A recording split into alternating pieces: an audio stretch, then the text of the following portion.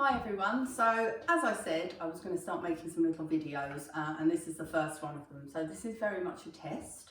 As you can see, I'm not in my usual attire. I've decided to go for sports cash with an apron. Forgive the stumbling and mumbling, I do that in classes anyway, so nothing's really changed on that front. But I thought I'd start out, as I say, as it's my test, as making this just something really simple that hopefully you'll have with some of your store cupboard ingredients. So I'm going to make a really simple harissa hummus. So things you need to do that. I'm using my Thermomix, but you don't need anything at all like that, as long as you've got some kind of blender that you will be able to do the job just as easily. Whatever you use, it always tends to need quite a few good scrapes down anyway. So whatever you've got, and if you feel really inclined and you're very bored at home, then you could obviously do this by hand with a pestle and mortar. So just to talk through the ingredients, which as I say, hopefully are things that you have in your store cupboard. We have our chickpeas here. I've drained them and I've actually kept the residual water. This is aquafaba. It basically will make you vegan versions of meringues and things like that. So I'm going to keep this for something very special later on, but I'll just pop it to one side for now. So we've got our chickpeas. I drain them and I will also give them a little bit of a rinse. I think it just helps to get a smoother finish. But if you like it chunky, you can leave it that way if you want to, don't rinse them. But I do find in particular this stops that kind of clagginess you can sometimes get with a hummus. We have some garlic. I've just peeled that and chopped it. I've actually taken out the small core from the centre, it's the green bit. Now I don't know if this is true or not, but basically that's a bit that apparently gives you bad breath. So I take it out. However, it's just me and my husband here now, so really it doesn't matter anyway. But you can decide to do that or not. Some sea salt, some tahini paste, which is a sesame paste. This goes a really long way, so if you can get some and you haven't already, then please do, because it's good for quite a lot of recipes. Fresh lemon if you've got, if not, if you've got some kind of pasteurised lemon, that will do the job as well. I've got some harissa paste here, some olive oil, and then just some water. So I like to use that for loosening it up. Reason for that is that I like a slightly silk and smoother hummus. It depends on how you like to make yours.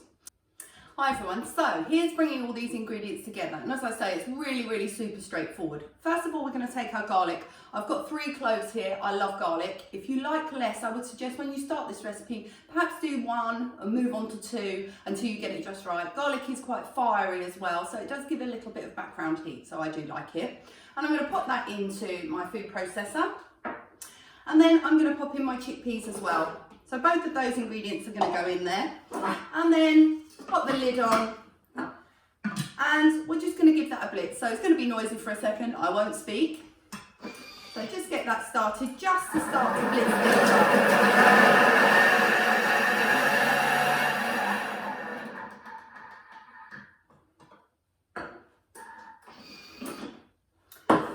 And as you'll see straight away, that started to bring everything to a kind of powdery texture, and I'm just going to scrape the bowl down. You'll have to do this with any kind of food processor or blender, but just so it gives your machine a little bit of a helping hand.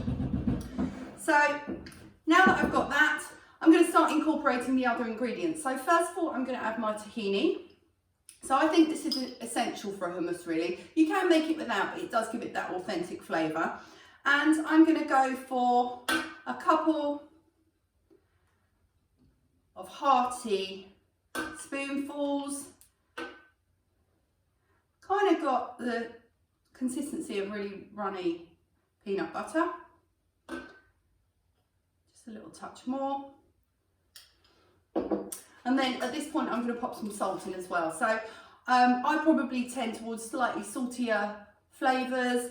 Again, this is a matter of taste, so you could decide how much you want, but I'm going to go for a couple of pinches of sea salt, and then I'm going to test that at the end. So now that I've got those in there, I'm just going to give this a quick blitz again. And that's just going to bring those things together.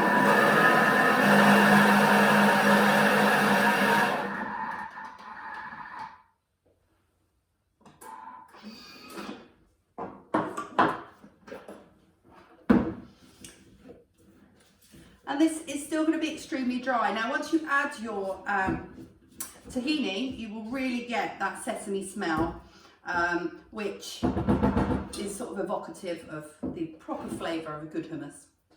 So then I want to introduce some liquid into this. So first of all, lemon is great because obviously that gives a nice acidity.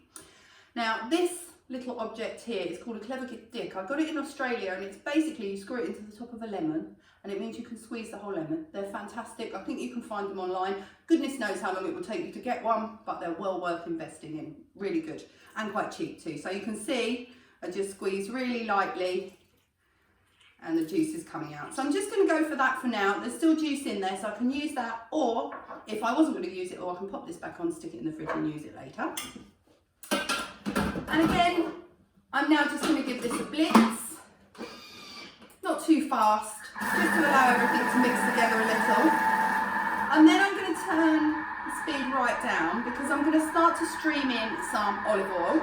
So extra virgin ideally, but if you haven't got, you could use a rapeseed oil as well. And I'm just going to probably put in what is probably about 25-30 mil. And it's a 400 gram tin of chickpeas, so it goes a really long way. And then I'm just going to up that a little. And then back down.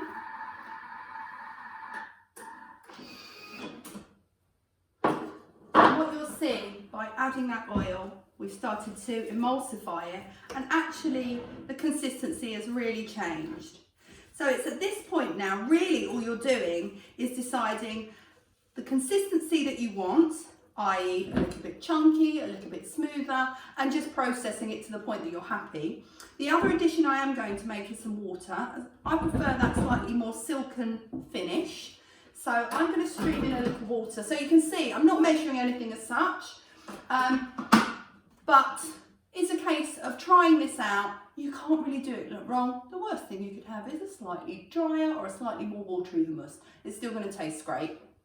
So on the slowest speed, I'm just going to stream a little splash or two of water in, like so, and then up that a little just to help blend it together. Let's put that on so it doesn't end up all over the place.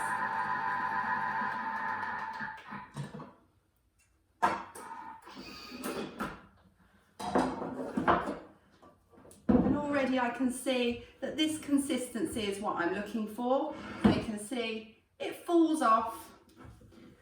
So I know I'm happy with that.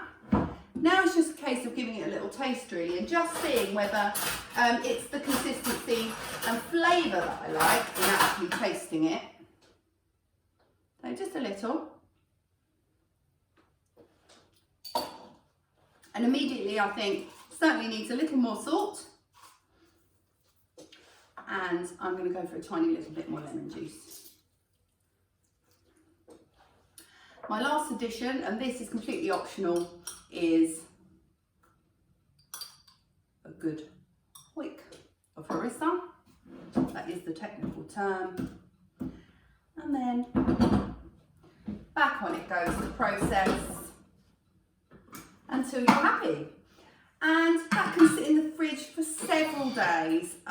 So it's something you can snack on, you can put it in wraps, you can pair it with other things. If you've got, the weather's quite nice at the moment, if you've got the luxury of being able to get outside in your garden or on your patio and do some grilled meats, it's really, really delicious. So I hope you'll give it a go.